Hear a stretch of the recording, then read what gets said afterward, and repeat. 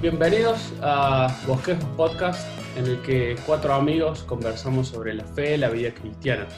Me llamo Néstor Pastor y estoy con mis amigos ya conocidos por ustedes, Matías, Mauro y Josué. Antes de iniciar la charla de hoy, queremos recordarte que si pudiste escuchar los episodios anteriores o este mismo te resulta de edificación para vos, podés suscribirte al podcast desde tu plataforma favorita y hacer correr la voz con tus amigos. También podés seguirnos en nuestros perfiles de Instagram y Facebook como Bosquejos Podcast. Hoy estamos culminando nuestra primera temporada y tenemos el privilegio de poder entrevistar a un hermano muy querido. Bienvenido, David Barceló. David Muchas es, gracias. David es pastor en la Iglesia Evangélica de la Gracia, en Barcelona, España, desde el 2005. Decime si estoy en lo correcto, David, ¿es así? Así es. Excelente. Es psicólogo también y tiene un PhD en consejería pastoral en el seminario de Westminster. ¿También es así?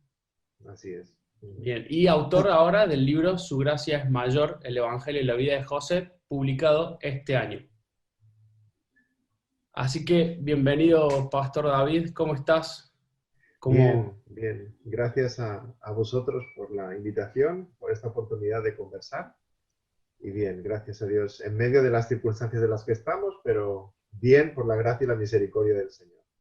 Así es, qué bueno, qué bueno. Bueno, la primera pregunta, queremos romper el hielo. Así es, David. Este es un podcast hecho por cuatro amigos, de los cuales tres somos argentinos. La primera pregunta es, ¿cómo está la situación entre Messi y Barcelona? Bien, yo sabía que íbamos a hablar de buena teología, o sea que esperaba esta pregunta. Messi está un poco triste. Messi está un Oh, poco triste. Yo creo que añora compañeros, yo creo que se ve en su rendimiento, ya no está un poco apagado, ¿no? Mm, Así que, tristemente, las conversaciones no son muy optimistas respecto a su futuro, ¿no? Es muy posible que su última temporada, sus últimos años, los pase fuera y muy probablemente al lado de Pep Guardiola, que tuvo una relación fantástica, ¿no? Entonces, a no ser que la junta directiva nueva que entre haga algo prodigioso en el Barcelona, me parece que se va a ir. Y en contra de su voluntad, yo creo que él es un hombre fiel al club, ¿no? Él quisiera pasar eso. todo su tiempo en el Barcelona, pero hay que ponérselo un poco más fácil, porque aún quiere ganar, tiene ánimo de ganar, pero hay que ponerle al lado un equipo que le acompañe. Claro, siempre y cuando venga y ande bien acá en la selección argentina, lo esperamos con los ¿Verdad? brazos abiertos. Ese ha sido siempre el dilema, ¿no? Que si rendieron Sí, bien con el Barcelona y mal con Argentina. Sí, ahora es lo que ves. ahora está un poco mejor acá. Pastor David, es un privilegio tenerlo con nosotros y este episodio lo estamos grabando ahora, pero planeamos publicarlo a final del año y quisiéramos conversar un poco sobre la gracia de Dios, ahora que está terminando un año tan difícil para tantas personas Sí. y va a empezar un año nuevo. Para empezar, Pastor David, ¿pudieras contarnos un poco cómo conociste el Evangelio y cómo cambió tu vida? Sí, yo soy niño de iglesia, como tantos otros, ¿no? Nos hemos criado en un hogar cristiano. Como Timoteo, le dice el apóstol Pablo que desde niño ha sabido las escrituras, ¿no? Y a veces cuando somos niños de iglesia, pues corremos el riesgo de ser pequeños Nicodemos, que pensamos que ya estamos cumpliendo, ¿no? Qué más me falta? ¿Qué más puedo hacer? Mi conversión fue a la edad de 12 años en un culto en los hogares. Por aquella época mi padre estaba pastoreando una joven iglesia en la isla de Mallorca, de donde somos originarios. Estaba empezando la congregación y fue en un culto en un hogar donde el predicador hablaba de la necesidad del pecador y por primera vez me di cuenta de que ese pecador no era una tercera persona, era yo mismo, ¿no? Solo me faltaba ver mi rostro. Si hubiera sido una experiencia mística, hubiera visto mi rostro dibujado delante de mí, pero estaba hablando de mí, esa sensación de que estaba describiendo mi necesidad de un Salvador. Y fue a la edad de 12 años, me bauticé luego en obediencia al Señor, y desde entonces ha sido una profesión en crecer en conocimiento de la palabra, en intentar ser obediente, en luchar contra el pecado, en ir creciendo en la vida cristiana. Pero sin duda experimentamos la gracia de Dios. No se trata de la dimensión de nuestro pecado, sino del hecho de que somos pecadores. No somos pecadores porque pecamos porque somos pecadores, ¿no? Estamos en una situación ilegal delante de Dios. Y creo que mi conversión fue así, como seguramente la de tantos otros, ¿verdad? Una conversión de niño. Y a veces las iglesias nos equivocamos al predicar la conversión de Pablo, que un día tienes que dejar el mundo, tienes que dejar tus pecados, como si cayéramos camino de Damasco. Y no todos vamos a caer camino de Damasco. No vamos a ver todos una luz resplandeciente, sino una luz progresiva. Pero la realidad es la misma de nuestro pecado y al final es en el mismo lugar en que nos encontramos, a los pies del Señor Jesucristo, porque hemos de ser lavados por su sangre. Y fue esa mi conversión, no fue traumática, fue más bien como ir abriendo una luz halógena, poco a poco, teniendo cada vez más claridad, pero al fin y al cabo, reconociendo nuestro estado de pecador y reconociendo que muchas veces nuestro pecado es pensar que no tenemos pecado o que ya hemos hecho todo lo que podíamos hacer para agradar a Dios, como Nicodemo, ¿verdad? Desde siempre he cumplido las Escrituras, la ley. Y así es como la gracia del Señor me alcanzó. Poco Qué bueno. llamativo, muy doméstico. Sí, creo que varios coincidimos con esa forma, ¿no? Pocas llamativas, pero decías que así era como la gracia de Dios te alcanzó. Entonces, abundando en eso, queríamos preguntarte, ¿cómo definís la gracia de Dios? La gracia de Dios, buena pregunta. Yo podría definirla como el favor inmerecido de parte de Dios.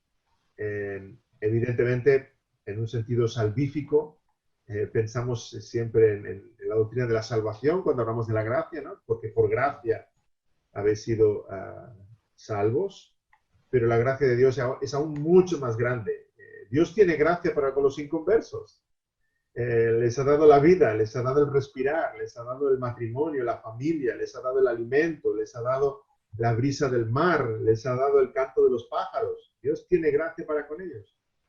Habiendo sido pecadores como somos, cada día de vida es por pura gracia.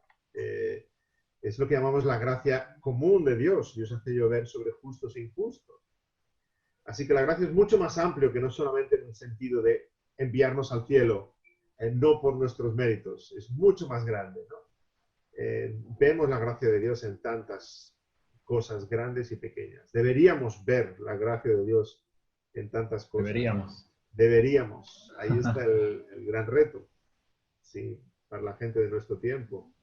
Y aún para aquellos que llevamos mucho tiempo en la fe y podemos caer en la trampa de que Dios me lo debe. Sí. No, bueno, como soy un buen cristiano, pues es lo que toca, es lo que corresponde. El Señor de alguna forma está de algún modo premiando mi conducta. Hoy nos estamos equivocando tremendamente. Entonces la gracia no es gracia. Estamos negociando con Dios. ¿Sí? Sí. A veces la gracia del Señor nos cuesta comprenderla, pero es su favor inmerecido. En el momento que yo estoy poniendo cualquier tipo de mérito para cualquiera de sus bendiciones, esa gracia ya no es gracia. Ya la estoy comprando, la estoy ganando. Es un pago por mis propios esfuerzos o mi propia virtud. Y bueno, mencionaste creo algunos porque la próxima pregunta venía relacionada a esto, pero recién mencionabas que hay varias cosas como esto de creer de que Dios nos debe algo que nos impiden profundizar en la gracia de Dios. ¿Cuáles son aquellas actitudes, si bien mencionaste, como decía recién, algunas, crees que hay otras actitudes que también nos impiden profundizar en el conocimiento de la gracia de Dios?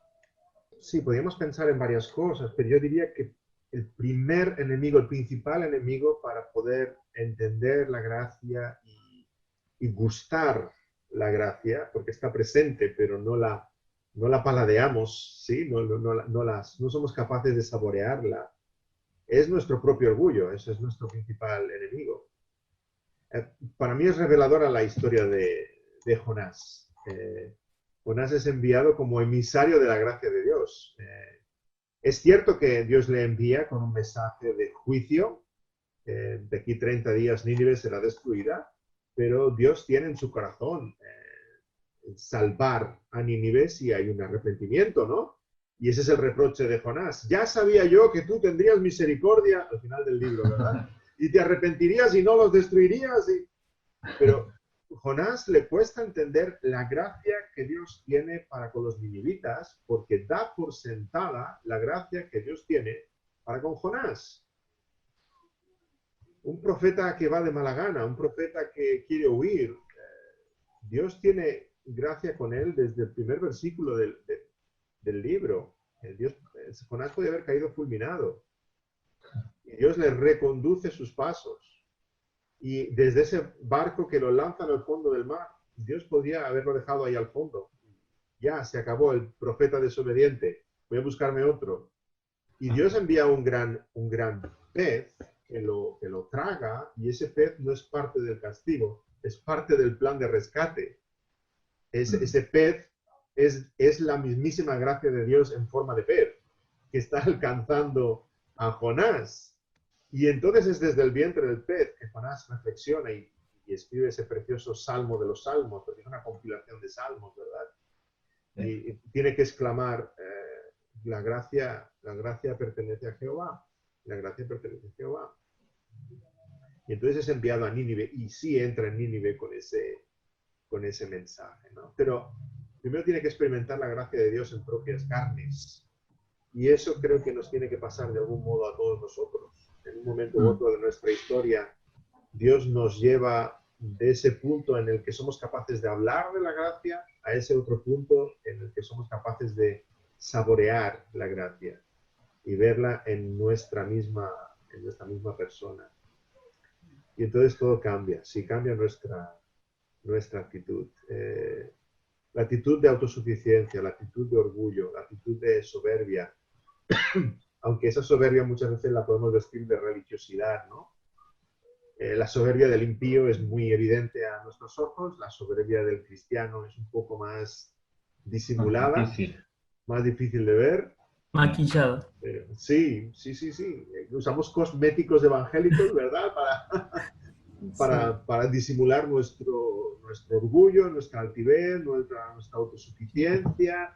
Y como está tan bien disimulado de piedad, pues no nos atrevemos ni a pronunciar palabras sobre aquello que pensamos que podía ser orgullo. Pero, bueno, como es para el Señor o es en nombre del Señor, entonces es difícil, mucho más difícil de ver, ¿no? También la autojustificación, ¿o no, David? Sí, la autojustificación en el sentido de excusarnos, ¿quieres decir? De excusar nuestra conducta. Así es. Sí, es otra forma bien fea de soberbia y de orgullo, ¿no? Intentar justificar nuestras acciones, decisiones, pecados, excusándonos en cualquier otra cosa del contexto. Sí. Pero si no saboreamos más la gracia es porque hay esa actitud de autosuficiencia. Y la actitud de autosuficiencia nos lleva a pensar que lo que nos rodea, al fin y al cabo, nos lo merecemos, es lo que debiéramos tener, es lo que Dios nos debe. Porque soy tan buen hijo, ¿cómo no me va a dar una buena esposa y unos hijos, un ministerio? ¿Y cómo no me lo va a dar el Señor, ¿no? Nos estamos equivocando, estamos negociando en nuestra mente con Dios. Todo es, absolutamente todo, por su favor y su misericordia. Sí. Así es, David, qué bueno. Y me encanta que hayas mencionado la vida de Jonás, del profeta.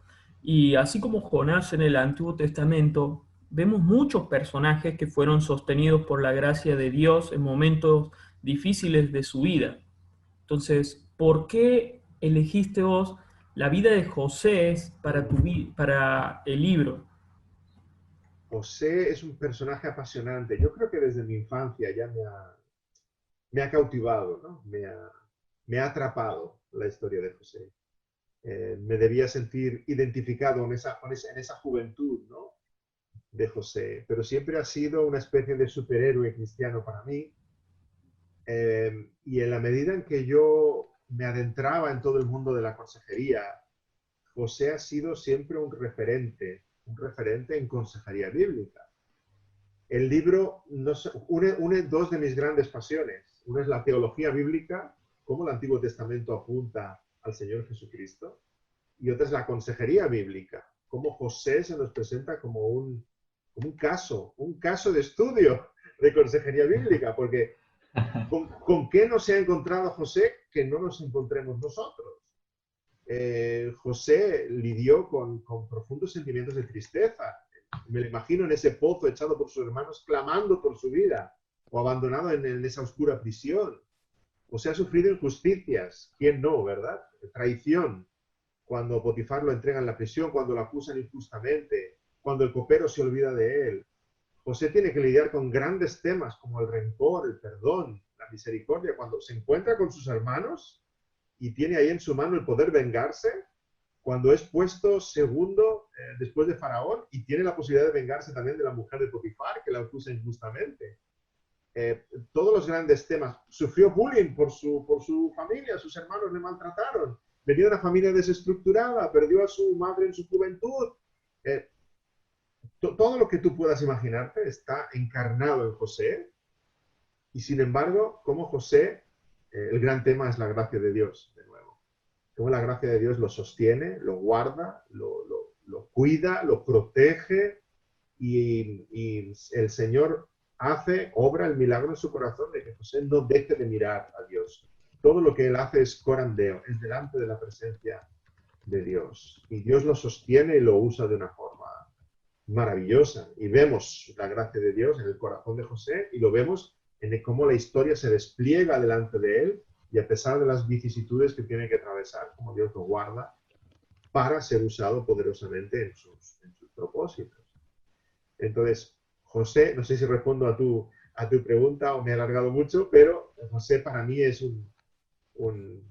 es una encarnación maravillosa de lo que estamos hablando, el gran tema que es la gracia de Dios para con nosotros. Y nos identificamos con José y vemos cómo José actúa y reacciona, y vemos al Dios que está sosteniendo a José, que es el nuestro, sin duda.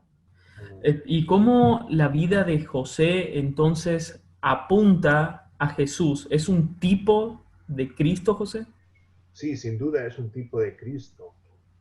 Cito en algún momento en el libro, pero me encanta la escena de aquellos dos caminando, camino de Maús, ¿no? Y cómo el Señor Jesús se les aparece, no le reconocen en un primer momento, pero el Señor Jesús les empieza a explicar lo que las Escrituras decían respecto a Él. Y las Escrituras se refieren al Antiguo Testamento. Y cómo me hubiera gustado escuchar ese sermón. Me hubiera gustado estar caminando ahí con aquellos hombres, camino de Maús, y escuchar cómo el Señor empieza a hablar desde el Génesis, Adán y Eva, y la simiente prometida, y Noé, y Abraham, y cómo todo, absolutamente todo está apuntando. Es un tipo, un preludio de lo que es su obra, su ministerio, su mensaje, su cruz. Y estoy seguro que el Señor Jesús se detuvo un buen rato en José, porque estamos hablando de casi la segunda mitad del Génesis. Y sin duda José es tipo del Señor Jesucristo. Los paralelismos son muchísimos, ¿verdad? Traicionado por sus hermanos, vendido por unas monedas. El Señor estuvo 3 días sepultado, y José estuvo prácticamente 3 años en esa prisión. Es sacado de allá para estar junto a la mano derecha de Faraón, como dice Filipenses 2, Cristo fue exaltado para estar a la diestra del Padre, y ahora nosotros que le hemos traicionado tenemos que ir a verle a Él por alimento, porque morimos de hambre. Y nuestra sorpresa es que nos recibe, nos perdona y nos sienta a su mesa y nos pone un banquete. Bueno, está el Evangelio ahí en cada rincón. Sí, hermano.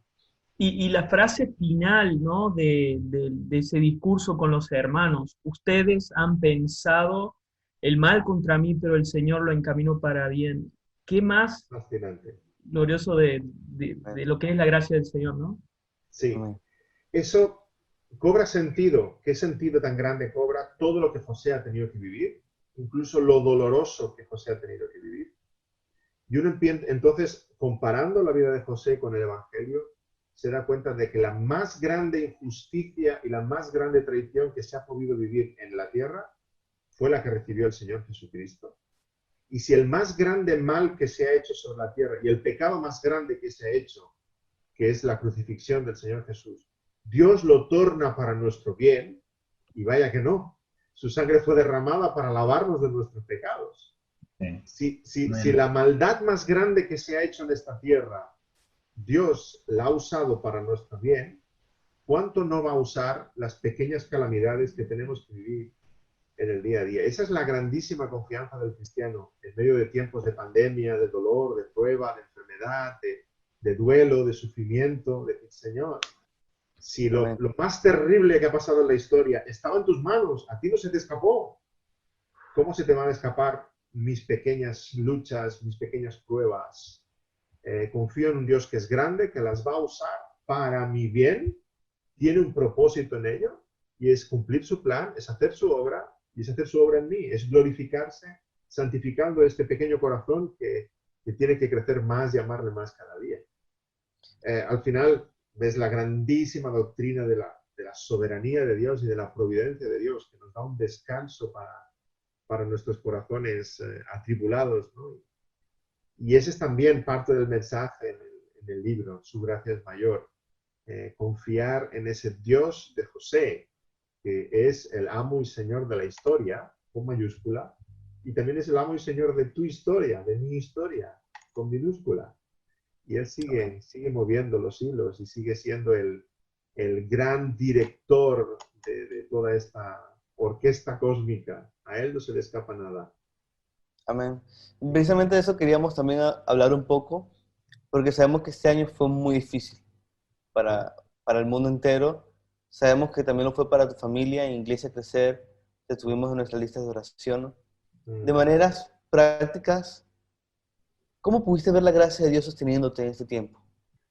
La pude ver, yo si pudiera destacar algo, la pude ver de muchas formas, ¿no? Pero si yo pudiera destacar algo a un nivel más personal o más íntimo, pude ver la gracia de Dios sosteniendo este débil corazón, ¿sí? Mi fe, mis convicciones. Fue una época muy oscura, ha sido un año muy, muy oscuro, ¿no? Yo lo describo como un valle de sombra de muerte. Yo literalmente he escuchado la muerte llamando a la puerta de mi casa, ¿no? Cuando entra el virus y realmente no sabes cómo van a acabar las cosas. Yo he llegado a tener ingresado en el hospital aquí en Barcelona, en diferentes plantas, a mi esposa, a mi cuñada y a mi suegra. Y he estado orando y clamando a las puertas de ese hospital. Señor, si tú no me socorres, y realmente la gracia del Señor es como si aterrizara sobre tu corazón, ¿no? Es como un avión que lo has visto volar y sabes describir a qué velocidad vuela y los colores que tiene, la potencia del motor, pero cuando la gracia del Señor aterriza en tu corazón, dices, ahora sé de qué se trataba esto, Señor. Está todo en tus manos, está todo en tu control. No puedo dar nada por sentado, ni siquiera mis más profundas convicciones, mi fe en ti sigue viva porque tú la estás sosteniendo. Y realmente entendí el pasaje cuando el Señor dice, yo soy la vid, vosotros los pámpanos, fuera de mí nada podéis hacer. No nos podemos desvincular del Señor por completo. Sí, fue una época en que de mucha oración, muy intensa, bien asidos, fuertemente asidos de la cruz. Y el Señor luego, en cuanto a las circunstancias, responde de diversas maneras. El Señor quiso llevarse a mi suegra y quiso que se recuperaran mi esposa y mi cuñada.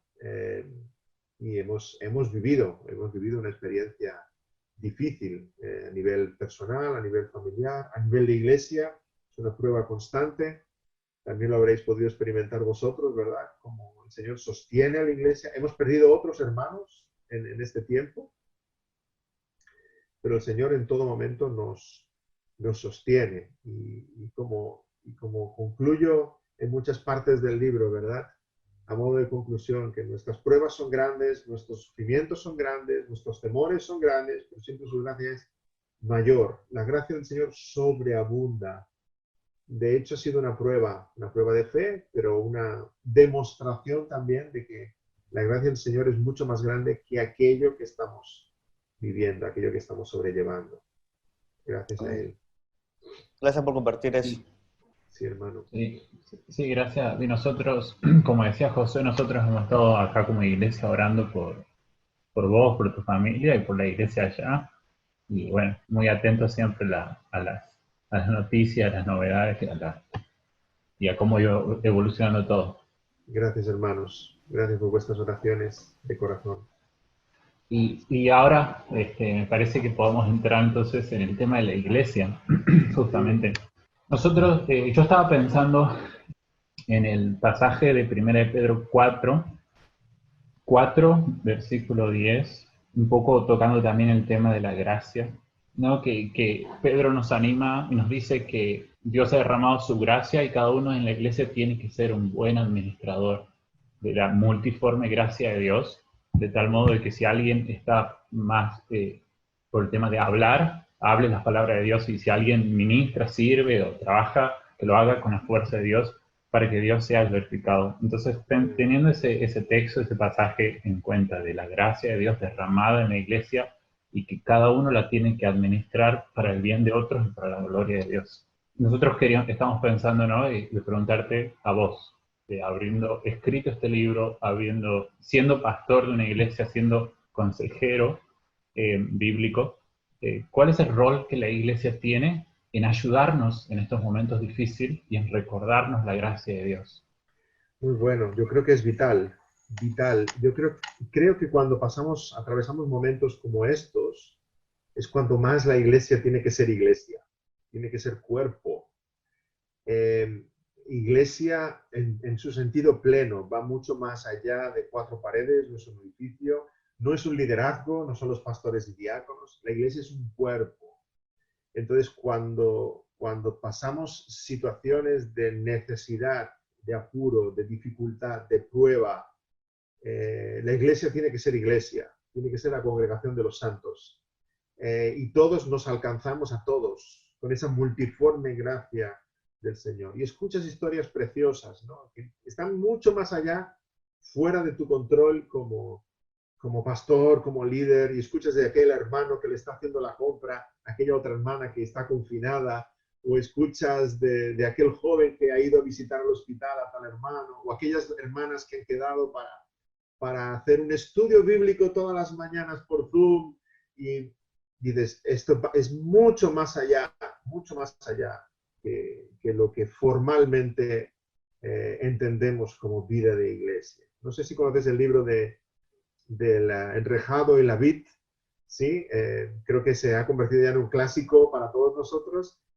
Muchas veces confiamos tanto en el enrejado, pero cuando suceden cosas así, cuando la iglesia es retada por las circunstancias, es como si el Señor derramara cantidad de agua y de vitamina espiritual para que esa vid crezca y se salga del enrejado y cubra la pared y la casa entera. La iglesia empieza a ejercitar sus dones como nunca, en un momento de necesidad. Igual como físicamente, cuando uno pasa un apuro, se da cuenta que tenía fuerzas que no sabía que tenía, ¿verdad? Si hay un incendio en casa, agarras a tus hijos, los cargas y sales corriendo, y luego cuando estás fuera dices, yo no sabía que podía con todos ellos a la vez, pero he podido. Igual como nuestro organismo reacciona, ¿verdad? Y dices, yo no sabía que era capaz de hacer esto, o de resistir el dolor de esta manera, o de levantar este peso. Yo creo que la iglesia como organismo vivo, porque es el cuerpo del Señor, cuando hay situaciones como las que estamos atravesando, o hermanos nuestros alrededor del mundo atraviesan persecuciones de todo tipo, ¿no?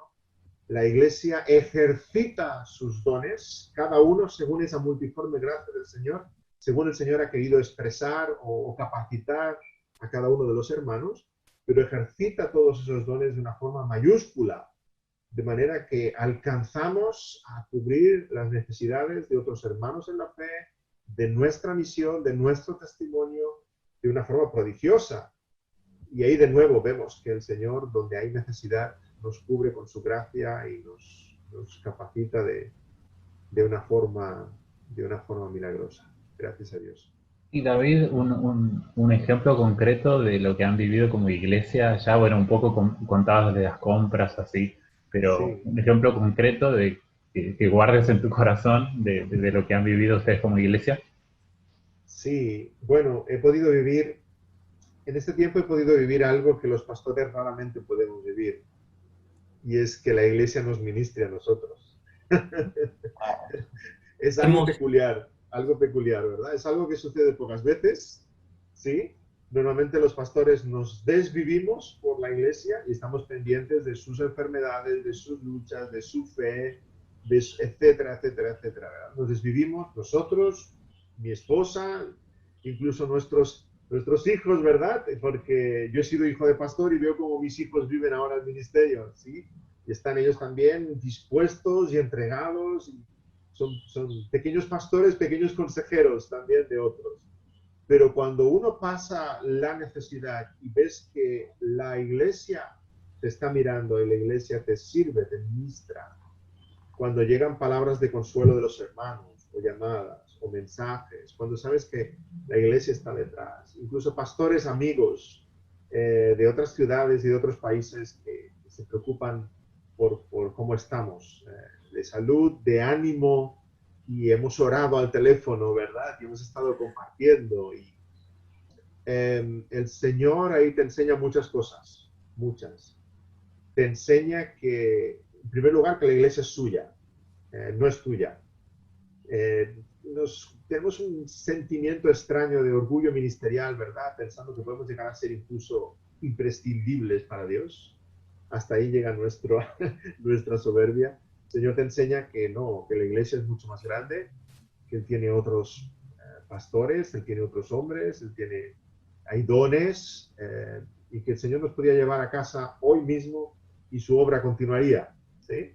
Pero luego nos enseña que es Él el que cuida de nosotros, no nos estamos cuidando nosotros a nosotros mismos, es Él el que está cuidando de nosotros. No podemos dejar de ver su mano amorosa, su vara, su callado, aún en valle de sombra de muerte, el Señor, su vara y su callado nos infunden aliento, y nos hemos sentido cuidados por el Señor en medio de la prueba y cuidados por los hermanos en medio de la prueba. Por tanto, ha sido una lección grande, y yo creo que todos los que estamos en el ministerio, en algún momento deberíamos de poder saborear de esta manera. Pero ha sido un tiempo de prueba y un tiempo reconfortante también. Amén, amén. Tremendo, tremendo, David. Y justamente pensando en esto que nos compartías de cómo fue tan difícil este año y cómo pudiste ver la gracia de Dios este año, muchas veces estas cosas fortalecen nuestra fe y forman como un cimiento, ¿no? de la fe. Y cada prueba que uno va pasando va siendo como un ladrillo que va armando como un cimiento más fuerte. Entonces, queríamos preguntarte por último en cuestiones prácticas, ¿qué consejos podrías darnos a nivel personal para gozarnos más de la gracia de Dios y para poder experimentarla más a la gracia de Dios el año que viene? Pensando en lo que fue este año y mirando hacia el año que viene, ¿no? ¿Cómo el año que viene poder disfrutar más, gozar más la gracia de Dios? Sí, siempre que cambiamos de año, llenamos nuestro corazón de buenos propósitos, ¿verdad? Sí. Yo creo que cuando vamos acumulando años, el reto es que los propósitos no sean siempre los mismos, porque quiere decir que no los estamos cumpliendo. no avanzamos nada. No avanzamos, estamos igual que el año pasado. Pero un buen propósito para el año en el que entramos, ¿no? Un buen propósito sería, a la luz de todo lo que hemos vivido, que el Señor nos dé un corazón agradecido. Yo creo que esa es una palabra mágica. Gracias. Cuando empezamos a pronunciar esa palabra, algo cambia en nuestro corazón. Nos descentramos de nosotros mismos, estamos atribuyendo el mérito fuera, ya sea porque mi esposa ha cocinado una cena maravillosa y la miro a los ojos y digo, gracias, cariño. Además, mis hijos me van a imitar en esa actitud, ¿verdad? Gracias, mamá. Estamos dando por sentado que el mérito está en otro y estamos expresando con la palabra gracias que yo no merezco esa actitud. Me acuerdo ahora de Primera Tesalonicenses al final de la carta, ¿no? Cuando el Señor dice, dan gracias en todo, porque esa es la voluntad de Dios para con vosotros. En todo, en cualquier circunstancia, en cualquier situación, ¿sí? Atravesar una situación difícil como la que hemos atravesado en este año, en mí ha tenido un impacto de ser más agradecido con el Señor, pero hemos de seguir creciendo, yo creo, todos en una mayor gratitud.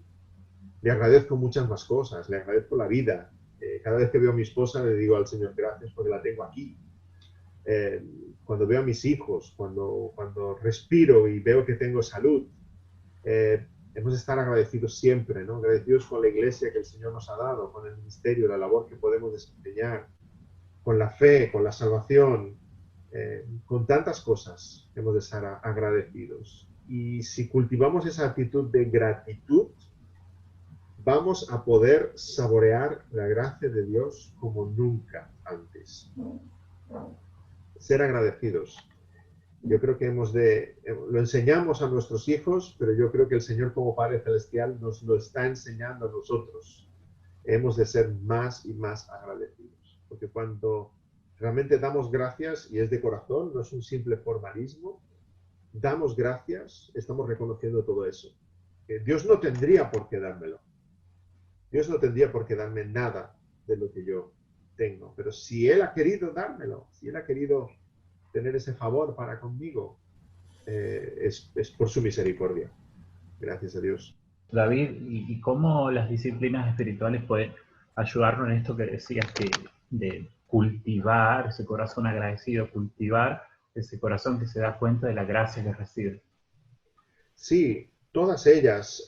Yo creo que en la medida que avanzamos en nuestro camino de santificación, vamos teniendo un corazón más agradecido, porque el Señor va formando en nosotros ese carácter del Señor Jesús. Pero si tuviera que destacar una disciplina espiritual, destacaría la vida de oración. Porque en la vida de oración se produce ese mismo efecto que cuando tenemos una actitud de gratitud. Nos estamos descentrando de nosotros mismos y estamos acudiendo al trono de la gracia. En nuestra vida de oración somos incapaces de pronunciar cosas que a lo largo del día podemos dialogar con nosotros mismos. Hablando conmigo mismo, yo puedo pensar, bueno, pues tengo salud, faltaría más. El Señor me tiene que dar salud porque si no, ¿cómo voy a subir el domingo al púlpito y cómo voy a estar haciendo todo lo que estoy haciendo? El Señor tiene que darme salud porque es que Dios necesita que yo tenga salud. Porque si no, en mi diálogo interno yo soy capaz de decir tales barbaridades, ¿verdad? Que me llevan a una actitud de ingratitud. Pero cuando yo estoy de rodillas delante del Señor y empiezo a orar, soy incapaz de verbalizar esas cosas. Me lleva a esa actitud de humildad. Y entonces yo suplico por el favor del Señor. Nunca puede haber mi oración atisbos de pensar que Él tiene que darme algo, porque yo lo merezca o porque Él esté necesitado de mí de alguna manera. Entonces, la vida de oración me lleva a esa actitud de gratitud y de centrar mi pensamiento en que Dios es mi benefactor, Él es inmensamente bueno y yo solo soy un receptor de todas sus misericordias. Pero Dios no tendría que darme ni la vida. Dios no tendría por qué regalarme el día de mañana. Dios, igual como hizo con la vida de Job, podría quitar todas sus posesiones, sus hijos, su salud, y Dios seguiría siendo Dios. Dios no está necesitado de mí. Él me hizo, Él me creó porque Él quiso crearme, pero Él no estaba necesitado de mí. Pues yo creo que respondiendo un poco a tu cuestión, Matías, yo creo que la actitud de oración, la disciplina de la oración es la que me lleva más, tal vez, que cualquier otra a acercar mi corazón a esa actitud de gratitud hacia el Señor y por tanto a degustar mucho más la grandeza de su gracia. Pensaba recién, mientras hablabas, David, el pasaje de Lamentaciones 3:37, donde dice que ¿quién puede decir que pasó, que sucedió algo que el Señor no mandó, ¿no? Mm, ¿Cómo fue claro este año eh, ver que el mundo se paró? Y no fue algo que el Señor mandó una prueba a uno solo. Si bien Dios los probó a distintos de sus hijos de formas diferentes, a algunos los apretó un poquito más fuerte, a otros mm, no tanto, pero cómo el Señor se ha visto engrandecido y exaltado este año en que el mundo lo controla Él. Creo que en otros momentos, yo por lo menos no lo hubiera visto. Al ver una pandemia, al ver algo que excede mi ciudad, que excede mi círculo, que excede mi mente, había sido más difícil poder verlo y este año es poder ver a Dios soberano, quizás en la forma no más linda, mm. pero de esa forma traspolarlo y ver que aún en las formas más lindas, en esto de disfrutar de la salud. El 2019 no tuvimos una pandemia, pero el Señor siguió siendo soberano. Sí, sí. Yo creo que necesariamente nos tiene que llevar a eso. Si todo este tiempo de prueba no nos hace mejores en un sentido espiritual, ¿habrá sido inútil la pandemia? Eso es difícil de pensar, ¿verdad? Eh, Cada uno de nosotros tenemos que ser para el año que viene una versión 2.0 de lo que éramos, eh, y nuestras congregaciones también. Amén. Creo que cuando pasemos Sí. todo esto, los hermanos van a valorar muchísimas más cosas. El estar juntos, el compartir, el orar, la familiaridad, el edificarnos mutuamente, no a través de una pantalla, sino vernos, ¿verdad? Yo creo que vamos a poder disfrutar de muchas más cosas. Y seguro todos hemos tenido un corazón mucho más evangelístico en este tiempo. Yo en medio de la situación en la que estaba y confinados en casa, también recibimos ayuda de algunos vecinos y nos escribíamos por WhatsApp y alguno me hacía la compra y he podido testificarles de nuestra fe cada vez que nos preguntaban ¿cómo estáis? Y les hablaba del Señor. Y luego, después de perder a mi suegra, ¿cómo estáis? Y les hablaba, el Señor nos está confortando y ella está en la mansión celestial y esta era su fe y su confianza. Hemos podido ser más evangelísticos, cosa que tal vez no habíamos hecho en mucho tiempo, ¿no? Con vecinos, con conocidos. Entonces, evidentemente, como dices, Néstor, el Señor quiere cambiar cosas en su iglesia. El otro día un hermano que me preguntaba, pastor, ¿esta pandemia es un juicio sobre el mundo?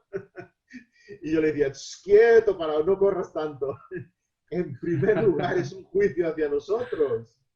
Es un juicio hacia nosotros. Y tuve recientemente una serie de sermones sobre las iglesias en Apocalipsis. Y ves que en Apocalipsis, evidentemente, el Señor hace juicio a las naciones y pondrá todo en su lugar. Pero empieza Apocalipsis con palabras de halago y reproche hacia sus iglesias. Así es como hemos de leer esta pandemia. En primer lugar, quitando la viga de nuestro ojo y decir, Señor, ¿qué nos estás enseñando a nosotros como congregación local, como iglesia tuya? ¿De qué manera hemos de crecer en santidad, en testimonio, en comunión, en confianza en ti? Y estoy convencido de que las iglesias del Señor habrán crecido después de este tiempo de dificultad, serán mejores en todos los sentidos y eso al final redundará para la gloria de Dios. Así que como todo lo que sucede, bueno y malo en la historia, no puede tener otra motivación más excelsa que la gloria de Dios. Y esta pandemia ha llegado para la gloria de Dios, seguro, en nuestras vidas, en nuestros hogares y en nuestras iglesias locales en todo el mundo. Yo no puedo evitar, tengo que decirlo, pero Pedro en su primera carta también lo dice, que, no, que si el juicio ha comenzado por nosotros, digamos, porque dice que es tiempo de que el juicio comience por la familia de Dios, y si comienza por nosotros, bueno, ¿cómo será el fin de los injustos? Citando un pasaje de Proverbios, es muy parecido. Y yo creo que es muy como lo que estás diciendo, que Pedro está ayudándonos a aprender a sufrir lo que estamos transitando. Ya. Y creo que José también lo tuvo que aprender, ¿no? A aprender a sufrir. El tema del sufrimiento es apasionante, pero podemos ver la gracia de Dios también. Básicamente creo que podemos hablar de tres perspectivas, ¿no? Y a veces los cristianos nos equivocamos. Yo diría que incluso no oramos bien con respecto al tema del sufrimiento, porque el mundo con el sufrimiento tiene una perspectiva hedonista, por supuesto. La perspectiva del mundo, ¿cuál es? Huir del sufrimiento, salir del sufrimiento lo antes posible. Y a veces nuestras oraciones van dirigidas en ese sentido, hedonista. Señor, sácame de aquí, ¿no? Señor, quítame este problema. Señor, arregla a mi esposa. Señor, dame un trabajo. Señor, etcétera, etcétera, ¿no? Luego hay otra perspectiva que también algunos cristianos adoptan, que es más la perspectiva estoica, ¿verdad? O resignada. Bueno, es lo que me ha tocado vivir. Todos tenemos nuestra cruz, pues esta será la mía y tengo que atravesar este valle de lágrimas de la mejor manera posible. Pero hay otra perspectiva del sufrimiento, que es la que vemos en la historia de José, es la que vemos a lo largo de las Escrituras. Y es que la gracia del Señor está con nosotros en medio del sufrimiento. Por tanto, no se trata de aguantar como podamos o de huir como podamos, sino que en medio del sufrimiento puedo estar dando gloria al Señor, en medio de la prueba, en medio de las dificultades. Daniel estuvo en el foso de los leones le rodearon y el Señor estuvo con él. Sadrach, Mesach y Abednego estuvieron en medio de las llamas le rodeaban, entraban por su ropa, salían las llamas por todas partes, pero no se consumieron, estuvieron ahí. Entonces, yo creo que es esa la perspectiva del sufrimiento de la cual nos tenemos que apoderar y decir, Señor, dame de tu fortaleza, de tu paciencia, de tu gracia, de tu paz, de tu esperanza, aquí en medio de donde estoy, que tu nombre sea exaltado. Porque si tú me has puesto en este lugar de sufrimiento, es con un propósito, es para que te glorifique aquí donde estoy ahora. El día que tú quieras y de la manera que tú quieras, saldré de este tiempo de sufrimiento, de prueba, pero mientras yo esté aquí, dame lo que yo necesito para brillar, para tu gloria. Amén. En medio de la prueba. Y creo que nos tenemos que apropiar de esa otra perspectiva con respecto al sufrimiento humano, porque si no, no estaremos entendiendo el por qué el Señor nos deja pasar ciertas situaciones y estaremos pensando que de algún modo nuestro sufrimiento es ajeno a su providencia y a su soberanía.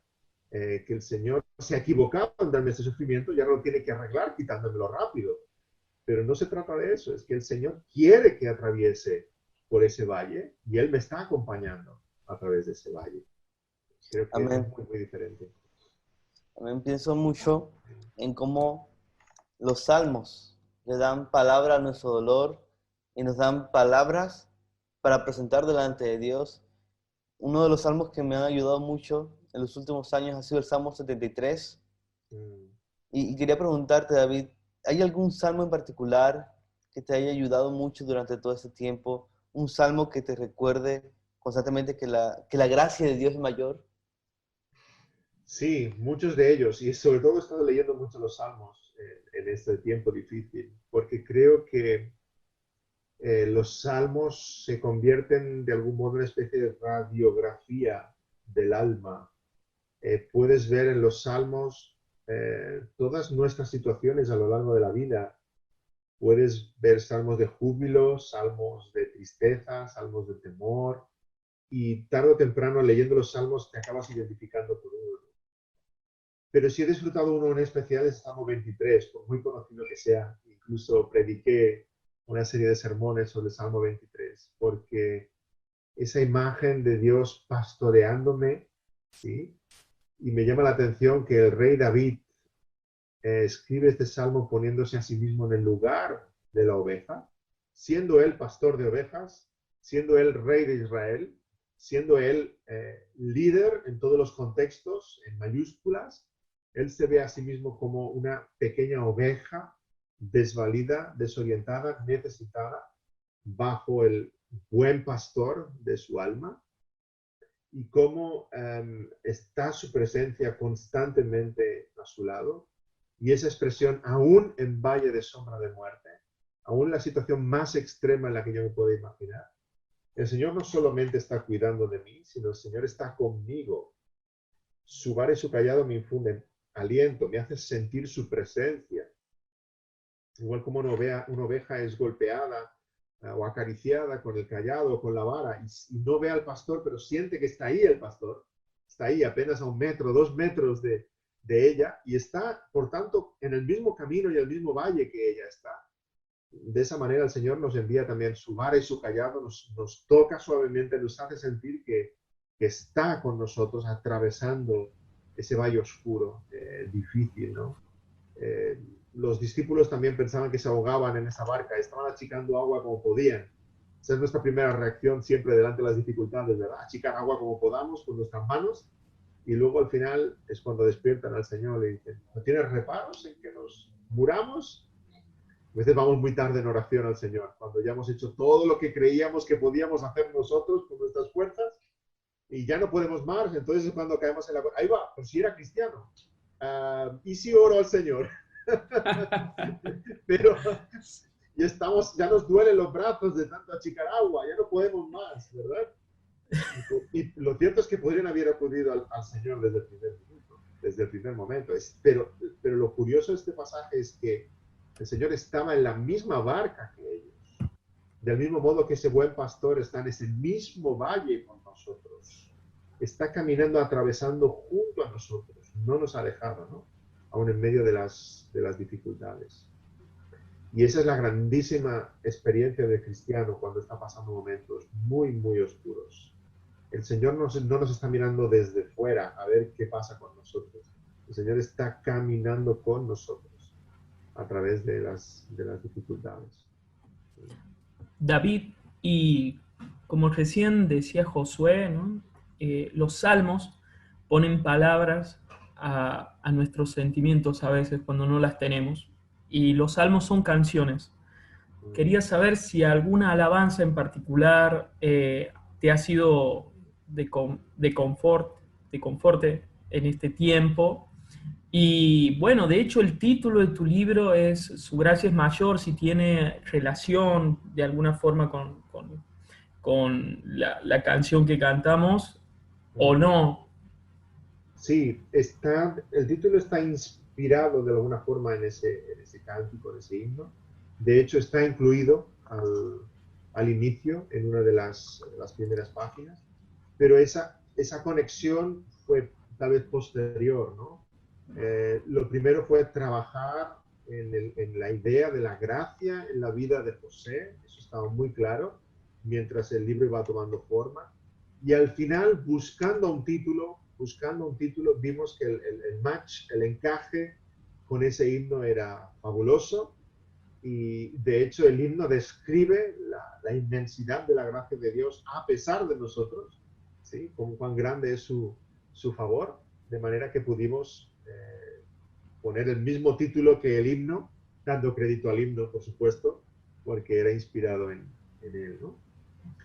Sí, son muchos los himnos que nos reconfortan, ¿no? Y himnos como Sublime Gracia, que podemos cantar de memoria. O yo recordé mucho en estos días un himno sobre el Salmo 23 que cantaba en mi infancia, en la iglesia reformada en la que yo me crié, ¿no? Un himno del antiguo Salterio de Ginebra.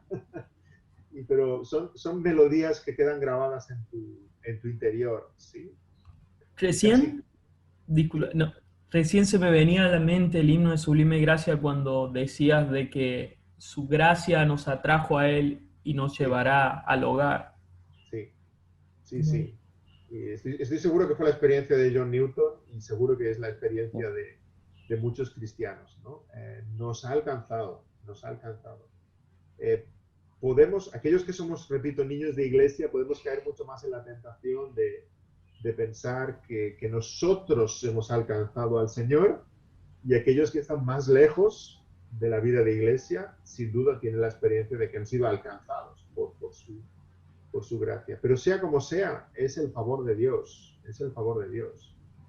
Creo que hay 2 formas de encontrarse con el Evangelio. Me gusta mucho la parábola del tesoro escondido.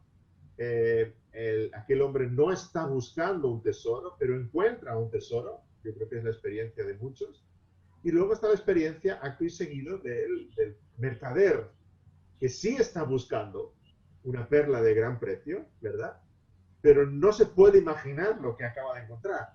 Hay gente que tiene una curiosidad espiritual, una búsqueda espiritual, hasta que encuentran al Señor Jesucristo, que es esa perla de gran precio. Pero aún así, al encontrarla, no pueden imaginarse que iban a encontrar algo tan precioso, hasta el punto de deshacerse de toda su colección de perlas solamente por tener aquella, ¿no?